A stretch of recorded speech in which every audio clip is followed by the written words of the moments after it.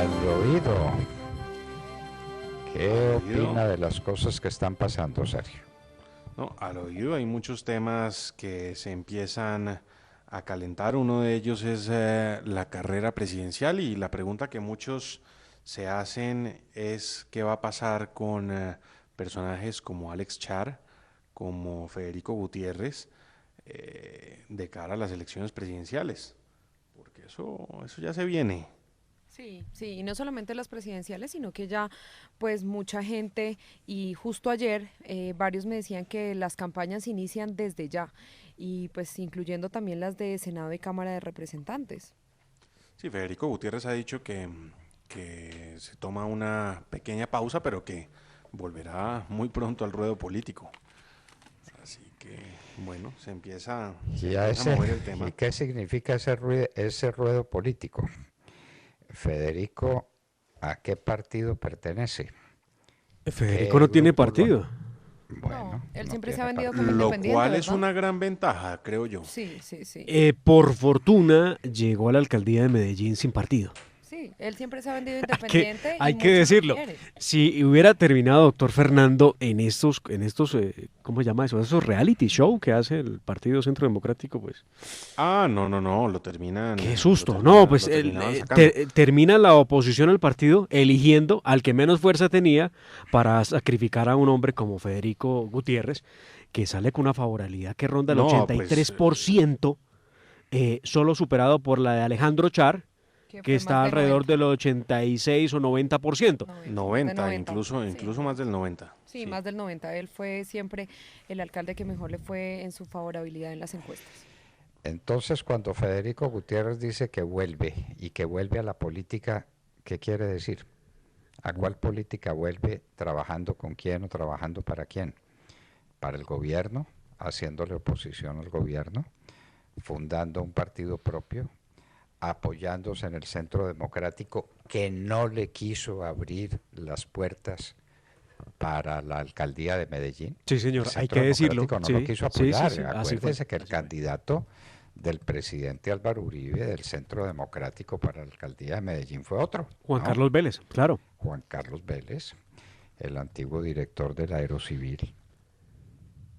Pues yo lo veo volando con alas propias y sin fincarse o sin comprometerse con ningún partido en particular. Ya después, si el Centro Democrático quiere adherir, seguramente será bienvenido por la campaña, pero yo por lo pronto lo veo construyendo más que, digamos que el debate sobre si apoyando o haciéndole oposición al gobierno. No, yo creo que construyendo unas propuestas hacia adelante y vamos a ver, bueno, con qué llega recargado después de esa pausa que hará por algunas semanas Federico Gutiérrez. El otro que llega, pues es Alex Char, pero seguramente llegará a través de Cambio Radical. Yo no tendría duda en que Ah, Federico Gutiérrez va a jugar un papel importante en la elección presidencial. Se ha perfilado de esa manera, así lo ¿pero ven los con quién? antioqueños. ¿Con quién? ¿Con cuál partido? ¿Con cuál apoyo? No, yo creo que él se va independiente. Hay que ver, sí, hay que Sí, ver. no. Yo a veces pienso, yo digo, aquí van a nacer, más bien, Sí. el plural. Va a haber muchos nuevos partidos de derecha.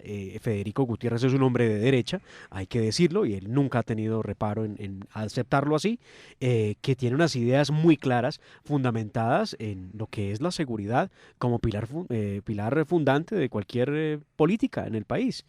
Y lo vemos asomando su intención. Lo vimos muy decidido en la reunión de fin de año con alcaldes y gobernadores cuando se le habló a Gustavo Petro y le dijo que no se había desmovilizado. Lo vemos con mucho perfil de querer hacer una carrera presidencial. Ahora Bueno, vamos a ver cuáles son los apoyos que van a llegar o los que él va a buscar. muy bien. Y Char, cambio radical, pues quién sabe.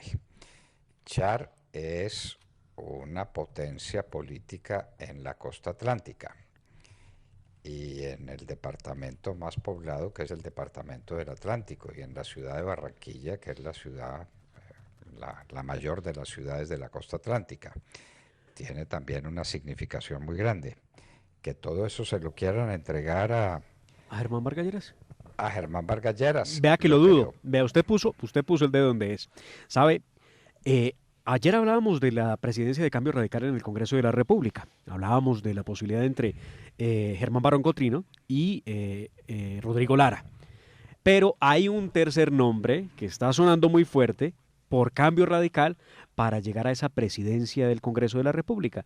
Se trata de Arturo Char, de quienes estamos hablando precisamente. Claro. ¿Qué es lo que hay allí? Había una división, había algunos problemas. Recuerde usted que esto no terminó muy bien cuando Germán Vargas Lleras fue vicepresidente de la República, entre la Casa Char y Germán Vargas Lleras, Cambio Radical, y veremos, porque ahí se... Pero esa relación se recompuso, me sí, parece a mí. se recompuso, pero si se gana el pulso, los Char creo que son los que van a decidir cuál va a ser el futuro. Porque si se lanza un Char, que sería lo normal, que Alex Char fuera precandidato o candidato presidencial, ¿en qué quedaría Germán Vargas Lleras? O sea, no podría, aunque se dice que Germán Vargas Lleras quiere aspirar a la presidencia. Eso es alguien que hay que sumar. Cambiamos de tercio para hablar de un asunto muy importante. En los alrededores de la Casa de Nariño se ha dicho insistentemente que este es un gobierno mal comprendido, que es un excelente gobierno, que no ha sabido decirle al país las muchas cosas maravillosas que está haciendo, que es un problema de comunicación, que es un problema de entendimiento con la gente. Y han buscado un periodista que otro mejor no lo podrían encontrar en ninguna parte, a Hassan Nazar, como consejero para las comunicaciones del gobierno. ¿Podrá Hassan Nazar enderezar el rumbo que tiene este gobierno en materia de favorabilidad? ¿Lo logrará? ¿Usted cree Pues que es un problema de comunicación, doctor Fernando? El reto es inmenso, pero si no le dan las herramientas. De mar, estoy diciendo que eso lo sostiene mucha gente. Por ejemplo, Carlos Enrique Moreno, que acaba de retirarse del gobierno y se retiró por desgaste personal. Dijo, no resisto más esto. Él decía que el problema era un problema de comunicación. Y creo que hay otros ministros que lo sostienen así. Pero excelente gobierno que tiene mala comunicación con el país. Pero el problema de comunicación no es un problema de comunicación de el gobierno hacia afuera, hacia los medios de comunicación. Y voy a decir una cosa que me parece que vale la pena que lo analicen y lo piensen. El problema de comunicación se está presentando entre los mismos ministerios y los mismos funcionarios de alto gobierno. Cuando usted escucha, permanente. Sí, por eso, claro. Eso es a lo que me refiero.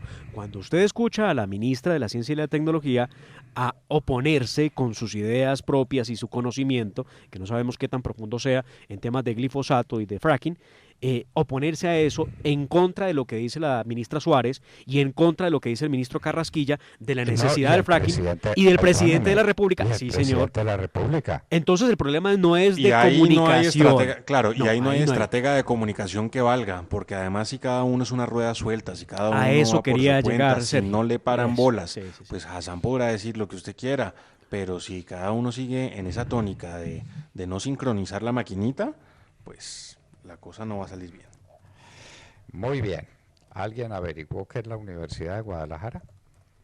Hombre, yo estuve dándole un vistazo, por ahí le vi que tiene un convenio con MIT, por ejemplo, pues la universidad pública, pero evidentemente no es una de las más destacadas de México, que tiene pues muchísimas universidades. Pero con una tendencia de izquierda muy marcada, como lo demuestra los homenajes que le rindió a Timochenko. Y a Juan Manuel Santos. Claro, y a Juan Manuel Santos, pero es que Juan Manuel Santos no ha sido condenado, pero Timochenko sí. Y Timochenko ha sido condenado a más de 500 años de prisión. Y Timochenko es uno de los terroristas y criminales más reconocidos en el mundo. Una universidad, ¿cómo le decreta honores? Pues de esa universidad viene nuestra ministra de Ciencia y Tecnología, cuyas ejecutorias desconocemos. Yo estoy dispuesto a recoger mis palabras y a decir, mire estos estudios maravillosos que se le deben, mire estos libros que escribió, mire estas cátedras que regentó, miren estas tesis que ha presentado ante la comunidad científica internacional, y yo recojo mis palabras con mucho gusto. Puede ser mala información, pero me parece que detrás de eso no hay nada.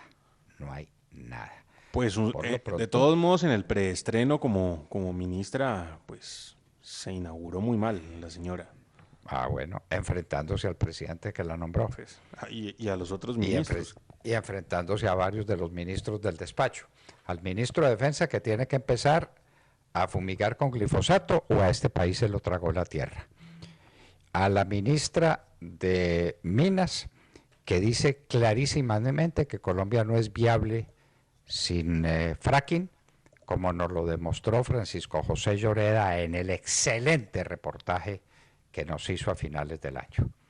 Lo de Francisco José Lloreda fue histórico, con una precisión, con una nitidez, con una contundencia en las cifras. Señores, si no hacemos fracking, Colombia no es viable.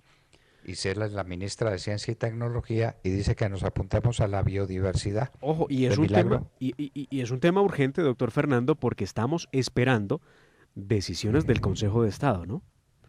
Que ya se ha pronunciado y no le ha hecho buena cara al tema del fracking. Entonces, la ministra, en el mismo camino entonces de Gustavo Petro con la idea de sembrar aguacates y del Consejo de Estado y de las comunidades que dicen que no se puede ejecutar fracking sin saber No, siquiera qué significa ni cómo funciona. no, y de la Corte Constitucional, ¿qué tal? Bueno, pues La además Corte. porque todos son consultas en este país, todos son Bueno, consultas. la Corte Constitucional que resolvió primero que no había fracking y segundo que no había fracking, pero si se cumplían determinadas condiciones que se las inventó, Ah, son pero en el inventadas. caso de la fumigación con glifosato, es donde están Claro. las condiciones. Vea usted, doctor Fernando, Orlando Cabrales Segovia es el presidente de Naturgas, eh, habló de la necesidad de que este año el gobierno tiene que, por fin, poner en trabajo, en marcha, los proyectos de exploración minera energética a través de la técnica fracking. Habló de la necesidad de que haya monitoreo, que haya supervisión en cada etapa de los proyectos de exploración en el país, pero obviamente apoyó la iniciativa para que cuanto antes el gobierno pueda ejecutar el fracking. Existe un decreto que ya está publicado para que la gente lo pueda leer, para que la gente lo pueda mirar, pero vuelve a pasar lo mismo que nos está ocurriendo con con el proyecto de decreto que está publicado sobre el tema de fumigación con glifosato. ¿Qué significa eso a fin de cuentas? ¿Será que al publicarlo y escuchar las opiniones de muchas personas van a tener en cuenta alguna de esas opiniones? Si las opiniones son negativas, ¿significa que no van a ejecutar la fumigación? ¿O no van a ejecutar el glifosato? ¿O para qué publican el decreto? Bueno, pues ahí está, ahí está este gobierno, el gobierno de la no decisión. Y yo no sé qué se va a seguir. No sé qué se va a seguir y no sé cómo van a ser las reuniones del Consejo de Ministros con esta nueva ministra de Ciencia y Tecnología, que graduaron de genio, la pusieron en el comité de sabios y uno no sabe por qué. Sí, Pero ahí y está. de nuevo, pues todas estas cosas, una estratega de comunicaciones, pues no las puede enderezar, simplemente puede dar unas pautas, pero ya también las cabezas visibles tienen que aportar algo, ¿no? Muy bien. Y en España, porque el mundo hay que mirarlo todo, tenemos que salir de la parroquia para mirar al mundo. En España la situación es complicadísima. El Partido Comunista es el partido decisivo, como lo fue en la época de la República Española, que lo que desencadenó la guerra del año 36.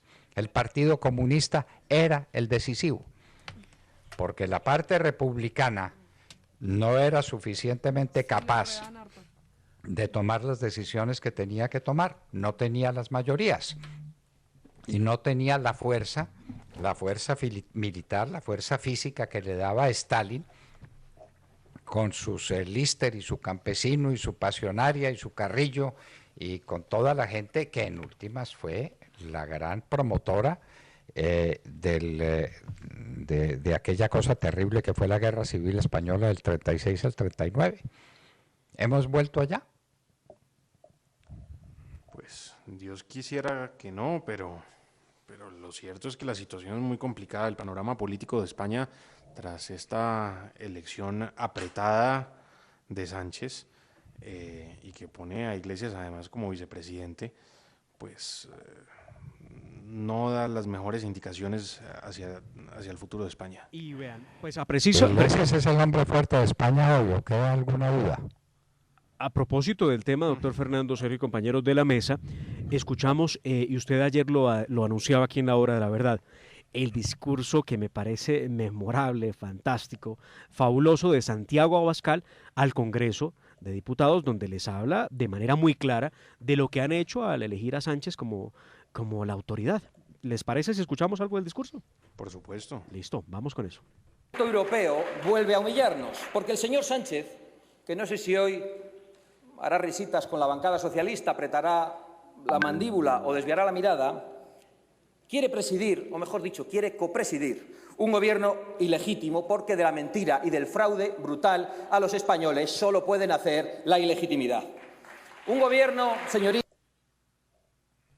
Bueno, se nos cortó el discurso de Santiago Abascal al pleno ayer, antes de ayer, perdón, donde le hablaba a los españoles del peligro que suponía, obviamente, la llegada de Sánchez y cómo había logrado por todos los métodos utilizar el mismo poder de gobierno para poder quedarse en la presidencia.